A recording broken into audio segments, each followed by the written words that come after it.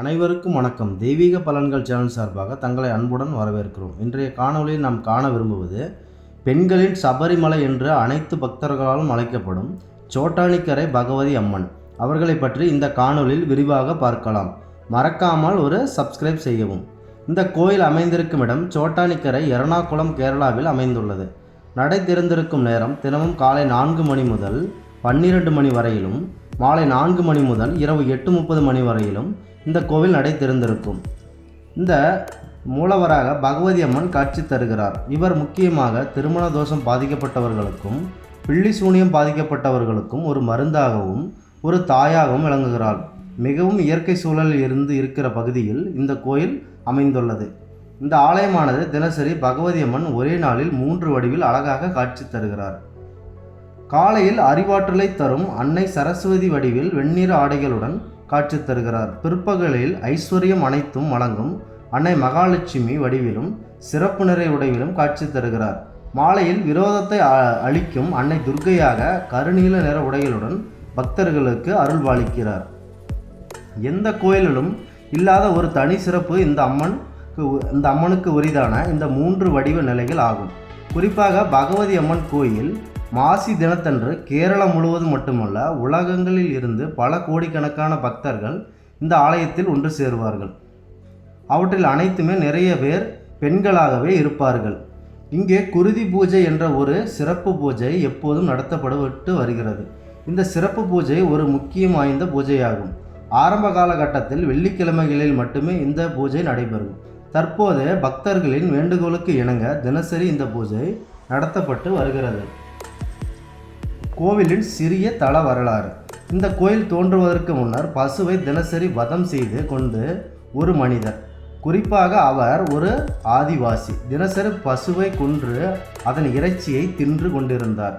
அப்படி ஒரு நாள் ஒரு பசுவை கொல்ல நினைக்கும் போது அவரது மகள் வந்து அந்த பசுவை கொல்ல வேண்டாம், அந்த பசுவை விட்டுவிடுங்கள் என்று கூறியதன் காரணமாக அந்த பசுவையும் இனிமேல் நான் கொல்ல மாட்டேன் என்று ஒரு சபதம் எடுத்தார். அன்றிலிருந்து பசுவை கொல்வதில்லை. ஆனாலும் அவர் முன்பு நிறைய பசுக்களை கொன்றதன் காரணமாக அவரது மகள் இறக்க நேரிட்டது. இதனால் ஒரு மிகுந்த மன வருத்தத்தில் இந்த ஆதிவாசி கண்ணப்பன் என்பவர் கனவில் அந்த பகவதி அம்மன் தோன்றி, தான் உங்கள் மகளால் காப்பாற்றப்பட்ட பசு என்றும், மேலும் நான் இந்த மாற்று தொழுவத்தில் தேவியாக அமர்ந்திருக்கிறேன் என்றும், எனக்கு ஒரு சிறிய பூஜை செய்து என்னுடன் துணையாக மகாவிஷ்ணு அவர்களின் சிலையையும் இங்கு வைக்க வேண்டும் என்று கூறி அம்மன் அவர்கள் மறைந்தார். கண்ணப்பரும் தினசரி அதுபோல் செய்து வந்து கொண்டிருந்தார். கண்ணப்பருக்கு பிறகு அந்த இடம் முழுக்க புதர் மண்டி போனது மாதிரி ஆயிற்று. பிறகு அங்கு விறகு வெட்டும் பெண் ஒருவர் வந்து விறகு வெட்டும் போது அங்கு இருக்கும் சிலையின் மீது அவர் வைத்திருக்கும் அரிவாள் பட்ட போது அந்த விக்கிரகத்தின் அந்த சிறிய சிலையில் இருந்து இரத்தம் வடிந்து போனது. இந்த விஷயம் அக்கம் பக்கம் பரவ அங்கு கோயில் கட்ட ஒரு ஆலயம் தொடங்கினர். இதுவே இந்த அம்மனின் ஒரு சிறிய வளராறு ஆகும்.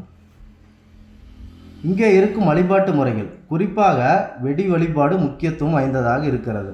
கோயிலுக்கு வெளியே கிரக தோஷம், சத்துருக்கள் விரோதம் நீங்க வெடி வழிபாடு முக்கியமாக நடத்தப்பட்டு வருகிறது. இதற்காக அவர்களின் பெயர் நட்சத்திரத்தை ஒரு சீட்டில் எழுதி தரப்படுகிறது. அதற்காக 40 முதல் 50 ரூபாய் கட்டணமாக வசூலிக்கப்பட்டு வருகிறது. பின்பு அதனை ஆலய வளாகத்தில் ஒரு வெடி வெடிக்கப்படுகிறது. இவர் வெடி வெடிக்கும் போது அந்த சத்தம் காதை பிளந்து கொண்டு செல்கிறது. இதனால் அந்த தோஷம் நீங்குவதாக ஐதீகமாக கருதப்பட்டு வருகிறது. மேலும் பரிகார முறையில் இந்த ஆலயத்தில் ஒரு பெரிய பலாமரம் ஒன்று உள்ளது. 5 இலைகள் கூடிய உள்ள இந்த மரத்தில் தீய சக்திகள் நீங்க பாதிக்கப்பட்டு இருந்தால் ஆணி அடிப்பது முக்கியமாக கடைபிடிக்கப்பட்டு வருகிறது. இந்த ஆணி அடிப்பதன் மூலம் நம்மை பிடித்து உள்ள அனைத்து தொல்லைகளும் விரைவில் நீங்கி அம்மன் அருள் கிடைக்கும் என்பது நம்பிக்கை. மேலும் மாசி மாதத்தன்று உச்சிகால பூஜைக்கு பின்னர் மதியம் 2 மணிக்கு நடை திறக்கப்படும். இப்போது தேவி சர்வ அலங்காரத்துடன் காட்சி அழகாக தருகிறார். மேலும் புதிதாக குழந்தைகள் பள்ளிக்கு செல்பவர்கள் ஆலயத்திற்கு அழைத்து வந்து சரஸ்வதி மண்டபத்தில் விசேஷ பூஜை ஒன்றை செய்ய வேண்டும். 12,000 புஷ்பாஞ்சலி செய்வதுடன் அம்மனுக்கு சிறப்பு பட்டுப்புடவையும் கொடுக்கப்படுகிறது. திருமணமாகாத பெண்களும் திருமணம் கைகூடும் ஆலயமாக இந்த இடம் உள்ளது. குழந்தைகள் இல்லாத தம்பதியினருக்கு நிறைய பேர் வந்து இந்த ஆலயத்திற்கு முறையாக வழிபாடு செய்ய வேண்டும். இங்கு மூலவராக இருக்கும் தேவி மகாவிஷ்ணுவின் அவதாரமாக இருப்பதால் அம்மே நாராயண தேவி, தேவி நாராயணா என இனிய கரகோஷத்துடன் எழுதப்படுகிறது.